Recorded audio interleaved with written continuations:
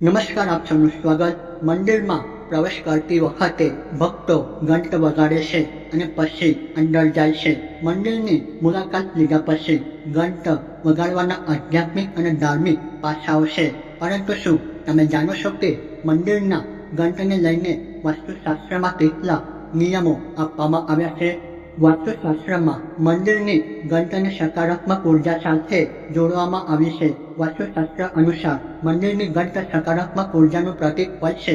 ઘણા લોકો એ નથી જાણતા કે મંદિરમાં જતા સમયે ઘંટ વગાડવો જોઈએ, પરંતુ કેટલાક લોકો બહાર નીકળતા સમયે પણ ઘંટ વગાડે છે. પરંતુ વાસ્તુશાસ્ત્ર અનુસાર આ ખોટું છે. તો ચાલો જાણીએ કે મંદિરની બહાર નીકળતા સમયે ઘંટ કેમ ન વગાડવું જોઈએ. ધ્વનિ ઉર્જા સાથે સંબંધિત છે.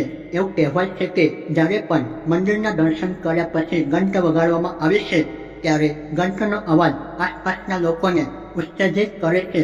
તેનો ઉલ્લેખ વાસ્તુશાસ્ત્ર તેમજ મસ્તક પુરાણમાં જોવા મળે છે. જ્યારે પણ કોઈ મંદિરની ઘંટડી વગાડે છે, ત્યારે ઓમ જેવો અવાજ નીકળે છે. ઓમ ધ્વનિ અત્યંત શુદ્ધ અને સકારાત્મક ઉર્જા સાથે સંકળાયેલ છે. તેથી મંદિરમાં પ્રવેશ કરતી વખતે ઘંટ વગાડવામાં આવે છે. ઘંટ વગાડવા પાછળ એક વૈજ્ઞાનિક કારણ પણ છે. મંદિરમાં ઘંટ વગાડ્યા પછી તેનાથી ઉત્પન્ન થતો અવાજ વાતાવરણમાં મજબૂત કંપન પેદા કરે છે, જેના કારણે આસપાસના જીવ જંતુઓ નાશ થાય છે. તેથી પર્યાવરણને શુદ્ધ કરવા માટે મંદિરમાં ઘંટ વગાડવામાં આવે છે.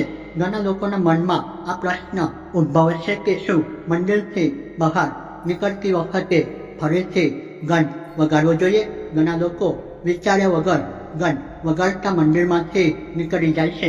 પરંતુ વાસ્તુશાસ્ત્ર અનુસાર મંદિરમાંથી બહાર નીકળતી વખતે ઘંટડી ન વગાડવી જોઈએ. તેનાથી મંદિરની સકારાત્મક ઉર્જા તૂટી જાય છે અને તમે પણ ત્યાં મળતી સકારાત્મક ઉર્જા છોડીને બહાર આવી જાવ છો. એટલા માટે શાસ્ત્રોમાં કહેવામાં આવ્યું છે કે મંદિરમાંથી બહાર નીકળતી વખતે ઘંટ ત્યારે ન વગાડવો જોઈએ.